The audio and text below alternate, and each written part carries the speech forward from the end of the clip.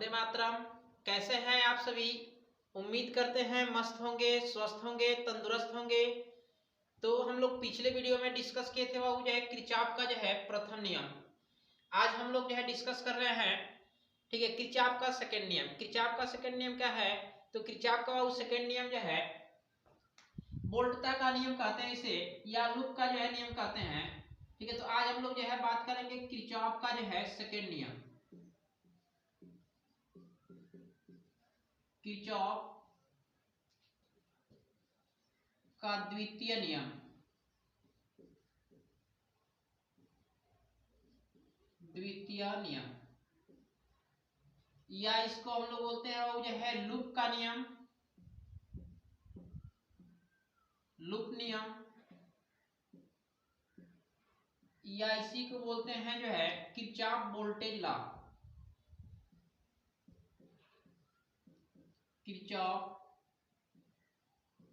Voltage law.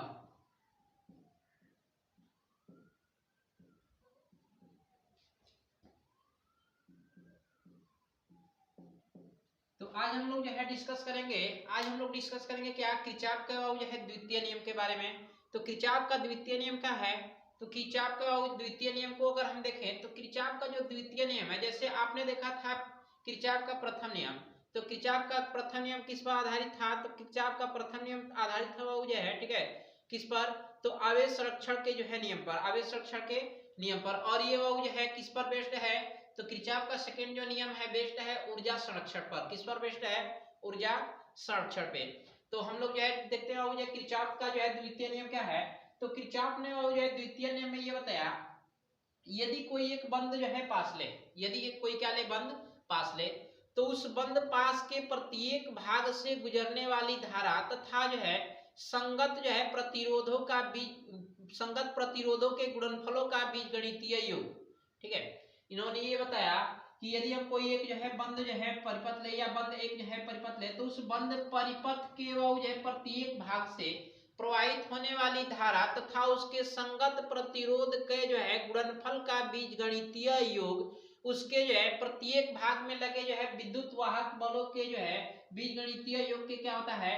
बराबर होता है। बीजगणितीय योग के क्या होता है? बराबर होता है।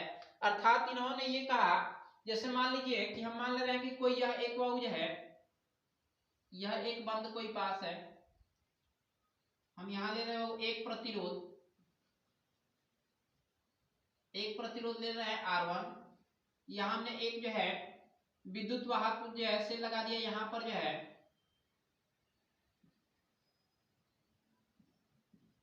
E1, जो इसकी दिशा में वो जो है धारा की दिशा में,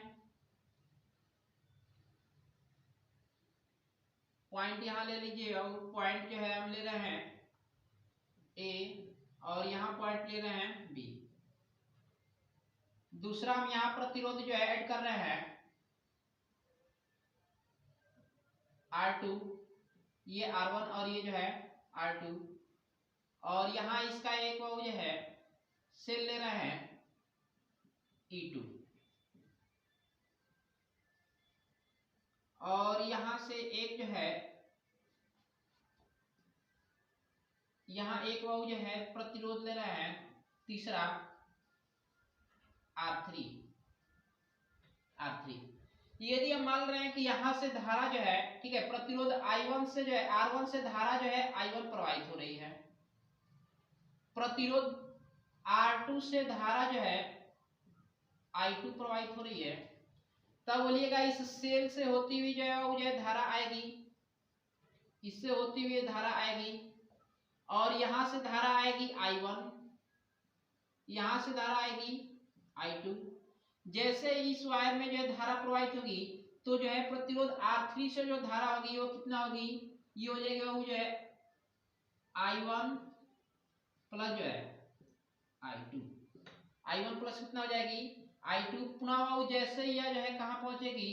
बिंदु A पर पहुंचेगी, तो यहां से दो पथ बनना है, एक पथ हो ऊपर की तरफ, एक पथ जो है, ठीक है, एक पथ जो है R1 की तरफ, दूसरा पथ जो है R2 की तरफ। तो यहां से जो है I2 प्लस जो है I1 जो धारा जा रही है, यहाँ बिंदु A से क्या होगी?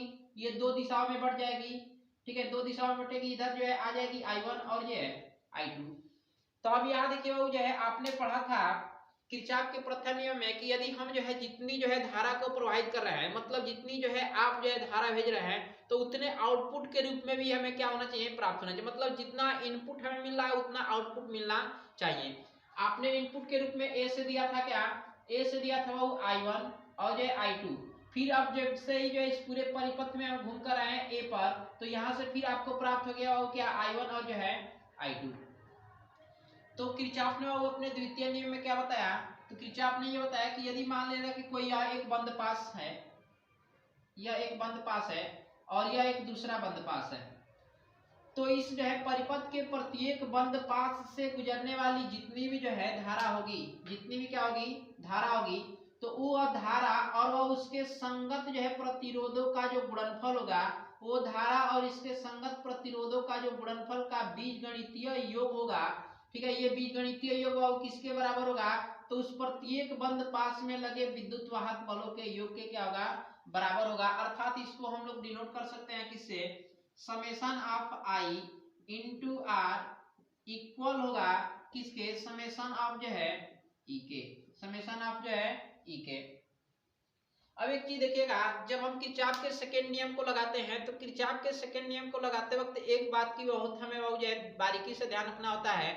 और बात की बारीकी से ध्यान क्या रखेंगे, जब हम धारा की दिशा में चलते हैं, जब हम धारा की दिशा में चलते हैं, तो संगत प्रतिरोध का मान जो लेते हैं वो पॉजिटिव लेते हैं। क्या लेते हैं, पॉजिटिव, धनात्मक लेते हैं। ठीक है, जब हम जो है धारा की दिशा में चलते हैं, जैसे यहाँ देखिए होगी हम लोग धारा की दिशा में चल रहे हैं, ये धारा की दिशा में चल रहे हैं आप, तो धारा की दिशा में जब आप चलेंगे, तो धारा की दिशा में चलने पर क्या होगा, तो धारा की दिशा में चलने पर जो है संगत प्रतिरोध और जो है, ठीक है, धारा का जो गुणनफल होगा इसको क्या लेंगे, पॉजिटिव। तो आइएगा पहले बंद पास के लिए, तो प्रथम बंद पास में अगर देखेंगे तो प्रथम बंद पास में जो है धारा कितनी है, I1, संगत प्रतिरोध R1। अब आइए जैसे ही आगे बढ़ेंगे, तो यहाँ देखिएगा आगे बढ़ने पर आपको मिल रहा है सेल E1, यहाँ पर विद्युत वाहक बल क्या लगा हुआ है, E1। और पुनः जैसे यहाँ पर आएंगे, तो यहाँ देखिएगा ये जो है, ठीक है, दूसरे बंद पास के लिए, तो ये पहले बंद पास में आप देख पा रहे हैं कि धारा जो है कितनी बह रही है, I2, फिर जो है ऊपर से बह रही है I1।